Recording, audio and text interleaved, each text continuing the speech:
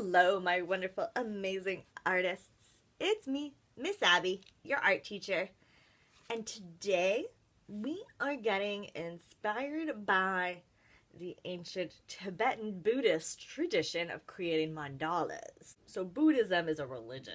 And it's practiced by people for many, many years, predominantly in India and other parts of Asia, like China and the Tibetan Himalaya mountains.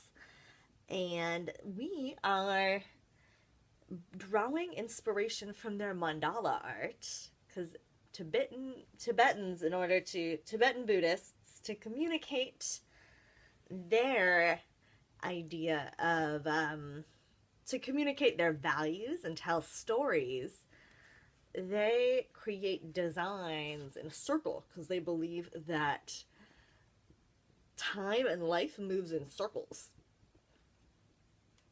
And kind of like how we go in a big circle of fall, winter, spring, summer. Fall, winter, spring, summer.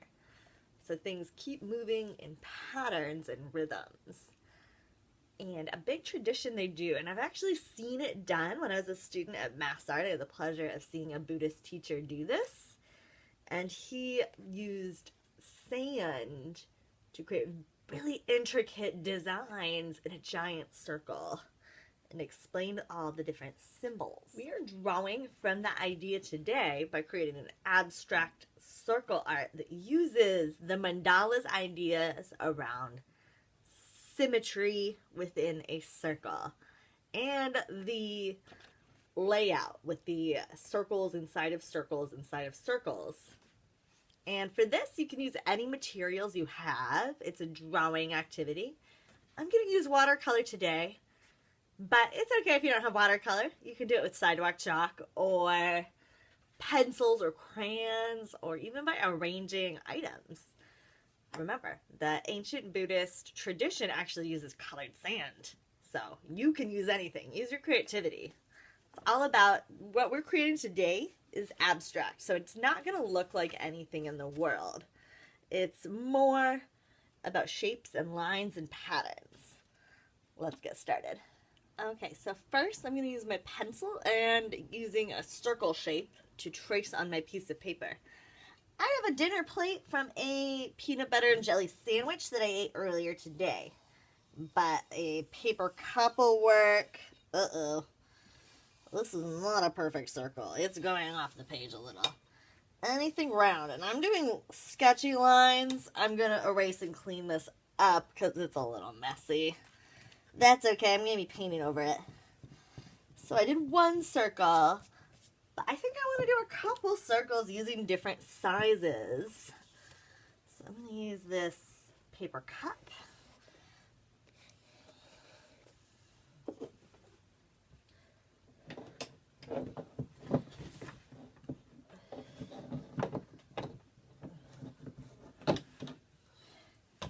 And this roll of blue tape. Oops. To make some circles. It's not perfect, but what you gonna do? Okay, now I'm ready to sketch out some shapes and designs. When we are picking up paint, when we're picking up color, first we dip our brush into the water and touch the bottom. Then we don't do this or this, because the water could tip over and spill everything. That's what this piece of paper is for. And this is just scrap from my recycling bin. Paper towels work great here too. Then you pick out the color. I'm feeling like the warm colors. And you draw a circle over the top. And you'll see, you don't scoop it. You just pick it up on top. And you'll see it makes a color. And if you think the brush is making a scratchy line at all, that's telling you it's thirsty and it needs a little more water. And I'm continuing thinking about symmetry as I paint. And I have this nice berry color, which I'm trying to get a pattern maybe. I love a good pattern. Or some symmetry going.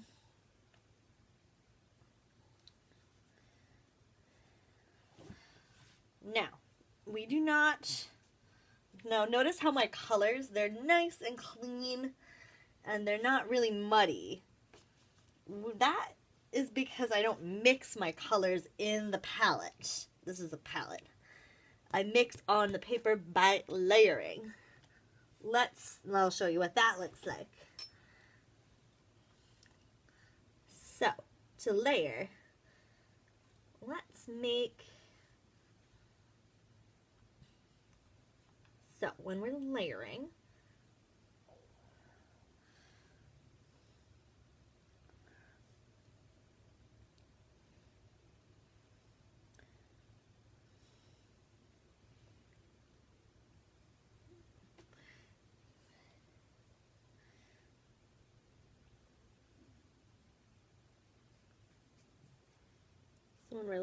we put down one layer. Then, I'm going to get my small brush because I think that'll help me be more detailed. Touch the bottom and then you pick out a different color. And, ooh, I'm going to do purple.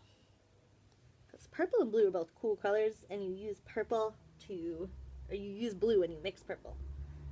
And then you layer over top. That is how you mix when it comes to watercolors. That's a little different than when you use finger paint, say. Or a paint that is the liquid that comes out of the bottle. This is a little different.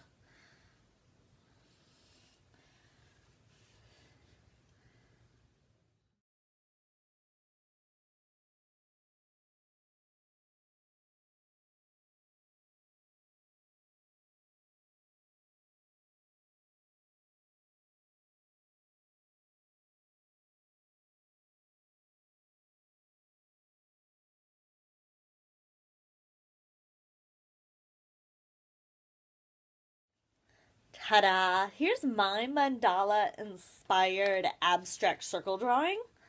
And I would love to see what you try. Just try tracing out a circle and adding some abstract shapes and lines and patterns. It looks real fancy, but it's actually really easy. You're just doing shapes and lines like you do in kindergarten. You know, triangles, shapes, squares, diamonds. That's all I did here, and it looks awesome, and it was really fun and relaxing. And I use watercolors, but you could use colored pencils or crayons or whatever you got for this. Bye. Have fun making art today.